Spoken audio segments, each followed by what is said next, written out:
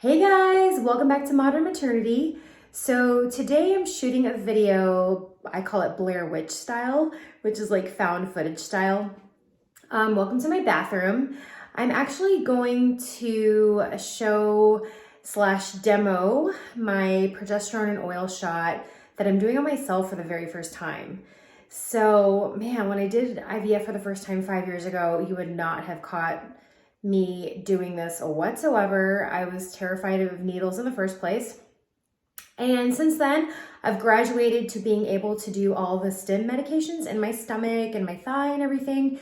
But this is my first intramuscular shot. So estrogen and progesterone and oil shots have to go intramuscularly, and typically they go in the upper right or left quadrant of your butt. And so just the way it's so awkward and everything, I always have my husband do it. And also like the needles are longer. But because I've just been really comfortable with doing the other shots myself, I was like, okay, I can do this. One of the main reasons I'm doing it myself today is because based on my ERA test, I have to have 142 hours of progesterone before transfer. And so good news, my transfer is happening 6 days from now. And I actually had my intralipids done yesterday, and kind of a funny story with that. When the nurse was putting in my IV, like just blood went everywhere, like through my wedding rings. It was crazy. So if I can get through that, I can get through giving myself my own shot. So yeah, and that's kind of how it started with doing the shots in my stomach, is that one of the shots was time sensitive and I had to get it in my stomach, and my husband wasn't there, he was at work. And so I did it then and I was like, oh, this isn't so bad. But I haven't had the guts to do my progesterone or oil shot. So today I was like, you know what, this sort of was like, has been the goal of mine to do it. And so it's basically time sensitive. Like I have to get this in within a certain time to be within the time limits of my ERA test, which is the endometrial receptivity test. And I'm actually pre-receptive, so I need 142 hours or basically 6 days of progesterone before transfer. So, okay, here goes. I'm wearing my Good Luck pineapple shirt. Yeah, so I'm gonna go ahead and do that now. Okay, so to get going, you're definitely gonna want your sharps container to put your used needles. I always love these little circular Band-Aids for these shots because they're just obviously really tiny, and sometimes they'll have a little bit of blood. You don't need huge Band-Aids, so I like these little guys. Of course, you're gonna want your alcohol prep pads, and of course, the good stuff, the progesterone. And of course your syringe. This one is going to be 2 cc today. Sometimes it's 1 cc. With this particular doctor, when I had my first son, I had to do 1 cc every single day, up to 9 weeks, I wanna say, or it was almost 10 weeks. He's switched his protocol, and so now it's 2 cc once a week, and then the rest of the time it's progesterone suppositories, which make it nice. Those are twice a day, so then you don't have to deal with needles and stuff like that. But sometimes those can cause like vaginal discomfort. So I kind of prefer the progesterone oil, and it's also cheaper. My insurance covers the progesterone oil, whereas the compounded progesterone suppositories, my insurance doesn't. So I think I'll probably do a hybrid. I've got some suppositories left over from last time, so I'll probably use those up, and then once I'm done with those, I'll just probably stick to the progesterone oil. So I also wanted to mention that the progesterone and oil shot video that I did 5 years ago with my son, it was the very last PIO shot, and my husband administered that, and that one actually got 537,000 views on YouTube, which is crazy. I don't know if this will as much, but I just wanted to mention that. I was just like, wow, it's gotten over 500,000 views on YouTube, which is crazy to me. Okay, so typically I won't ice, just, you know, when my husband does it, but I figured if I'm doing it on myself, I might as well. When I did it 5 years ago, I typically would always try and ice before, and then by the end of the 9 weeks, I was like, yeah, whatever. But I think icing helps, you know, numbing it. What you want to do is you want to ice it in that upper quadrant of the buttocks. I have this little mole here, which I use as my guide. But yeah, it's either the upper right or left quadrant. So I'll just do that. I don't want to flash anybody, but it's not really your butt per se. It's just like the upper part of your butt, lower back. You know, it's intramuscular, so you want to get that muscle. See, this is what's so awkward. It's like reaching behind. You have to be like fully having gone to yoga that day. So, of course, I wiped it down with an alcohol swab. Okay, oh man. So typically for an intramuscular shot, most doctors and nurses will prescribe a 1.5-inch needle. Because of my smaller frame, my nurse was totally cool with me doing an inch, which I was like, thank you, because I don't know if I could do 1.5 inches. So yeah, it's 25 gauge. I've seen some of the ones prescribe me like 23, but I'm just like, the 23 like weirds me out because it's just looks way bigger. The ones that go in the stomach are typically 27, so I'm like, all right, I can do 25.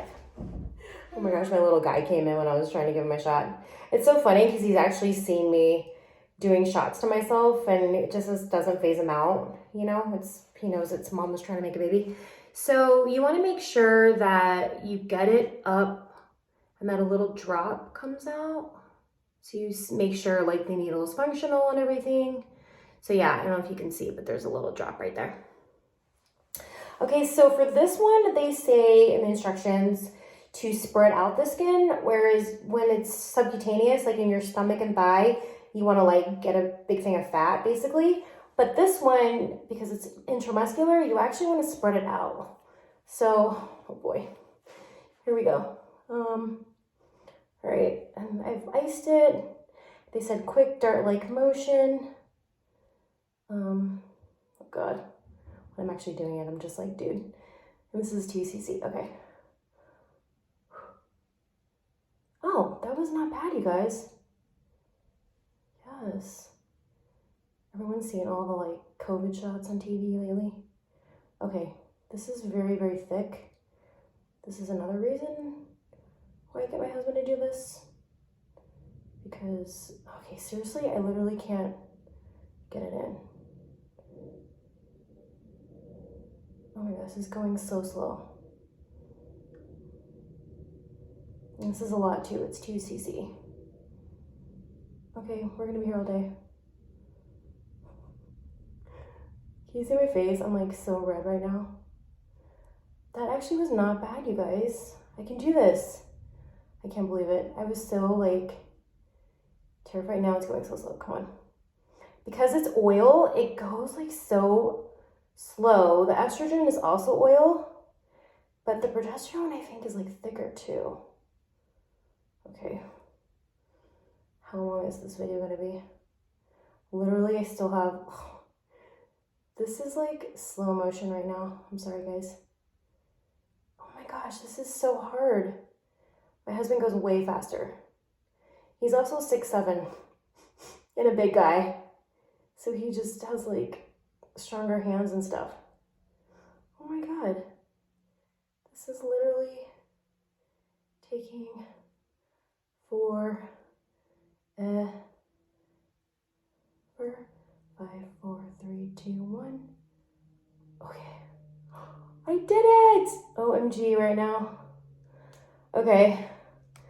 I'm gonna grab a little pad, like a gauze or something. This is just like a makeup pad. Oh, there's a little bit of blood. Okay.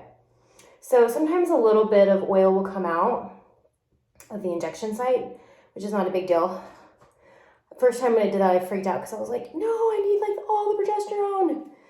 I used to call it like food for the baby with my son. Yeah, okay, that was not bad, you guys. I was so terrified of it, like when I started this whole process like 5 years ago. And I don't know, I just had this courage today. I was like, I can do it. I know I can. You know, push comes to shove, you can just do it. Maybe it was my lucky pineapple shirt. And I think the ice really helps too, especially if it's your first time and you just are like nervous about it.